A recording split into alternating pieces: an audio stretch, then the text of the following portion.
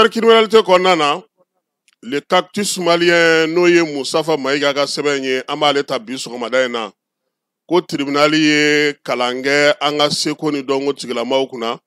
kɛrɛnkɛrɛnnenya la Babani Kɔnɛ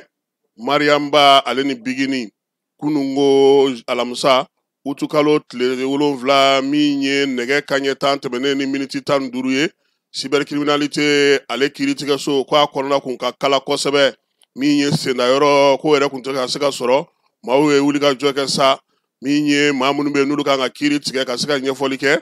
min ye u ka sɛbɛn minnu kun b'u bolo sa maa 20 kun kan k'olu de ka kiiri tigɛ kunun kiiri tigɛ 20 kun bɛ u bolo nka min ye kiiri tigɛ min ye sa n'o o kɔni ye 19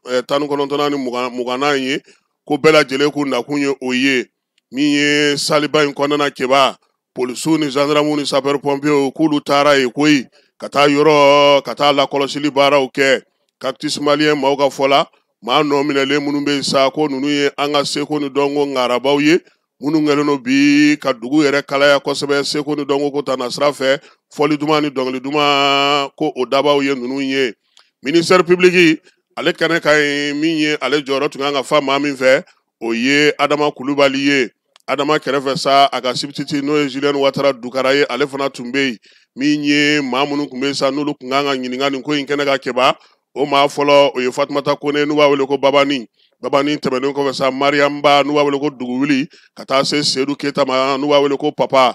Simbo min ye Mamadou Traoré ye n'o ye Maniba ye ka taa se o ɲɔgɔnna wɛrɛw ma u ka sulandonbaw sa min ye Babani Kone ta ye o kɔni ye maître Boubacar Soumare ye ale ni maître Abouba Mayiga o kun ye Mariamba o ta ye olu nana olu sɔrɔna doni kama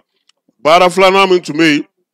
n'o tun bɛ kiiri ale ni maa minnu fana kari ɲɔgɔnna kɛba o tun ye Fatumata Bagaga n'a b'a wele ko Bigini ale ni Ali Badara Kamara ani maa wɛrɛw minnu kun dɔ minɛlen don olu ka suladonba sa o tun ye Mariam Benikɔrɔ ye sɛbɛn fila in bɛɛ lajɛlen hakilina ye kelen ye sabula a yirala k'a fɔ ko jalakilen fila in nin ko ninnu bɛɛ lajɛlen na kɛba a bɛ tali kɛ an ka tabiyaw olu tɔbɔtɔbaliya la min ye ka waleya ta ka ɲɛsin maaw ma ani nɛniniw k'olu kɛ bɔlɔlɔ siraw fɛ ko o de y'u nɔ minɛ kun ye ka na kiiri kɛnɛ kan min ye kiiribulon yɛrɛ kɔnɔna ye kɛba maa nɔ minɛlenw n'o sigana bɔ u la halibi sabula u ma kiiri i y'a ye k'a fɔ sa ko min ye Maramba ni Bigini ye k'olu fila bɛɛ lajɛlen kɔni kunbɛnlen ka fini fɛgɛmanw don u yɛrɛ la min ye jɛman ye min ye Babani Kone ye ale kun kɛlen don ka wakisi don sa n'o ye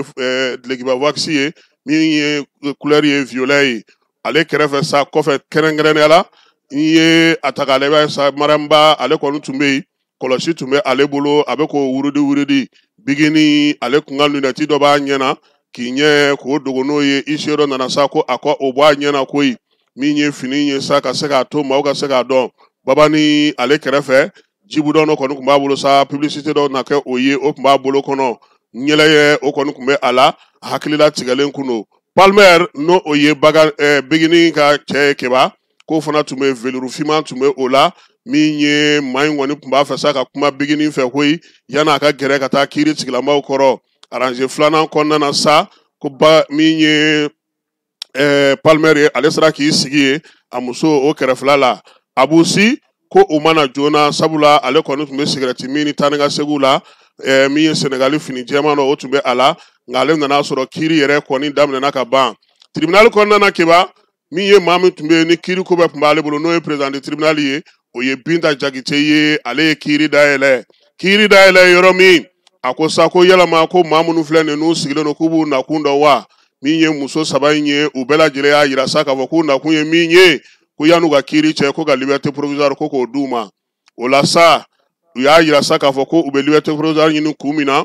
denw b'u bolo jɔyɔrɔw b'u bolo dun tulomaw don wa min ye contrat ye o fana b'u bolo olu caman bɛna na jɔ Bigini ka avocat ale sina ka sin ka Bigini ka affiche bɔ ten a kan ka concert min kɛ Hôtel Ivoire la k'o yira maaw la audience a ko yɔrɔ la sa min ye suradonbaga ninnu ye ani u nɔfɛ u ka maaw